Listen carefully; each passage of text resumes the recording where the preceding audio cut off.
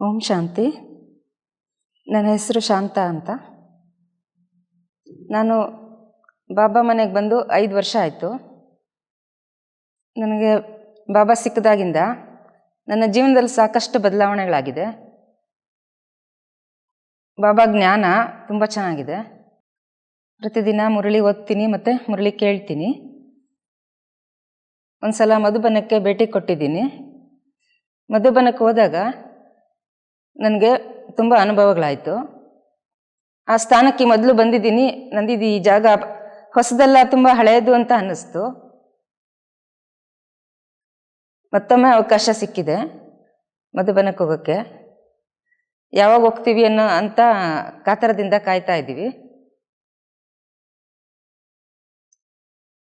ಇಲ್ಲ, ನನಗೆ ಇಲ್ಲಿ ಮುಂಚೆ ಬರ್ತಾ ಇದ್ದಿದ್ದ ಹಿರಿಯ ಅಕ್ಕಂದರು ಕೆಲವರು ಹೇಳ್ತಾ ಇದ್ರು ಬರೋಕ್ಕೆ.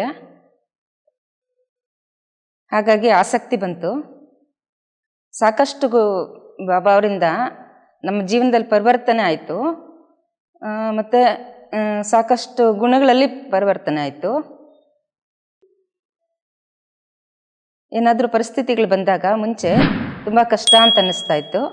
ಈಗ ಸರಾಗವಾಗಿ ಅದನ್ನು ಎದುರಿಸ್ಬೋದು ಅನ್ನೋ ನಂಬಿಕೆ ಬಂದಿದೆ. ಮನೆಯವರು ಮತ್ತು ಇಬ್ಬರೂ ಜ್ಞಾನದಲ್ಲಿದ್ದೀವಿ.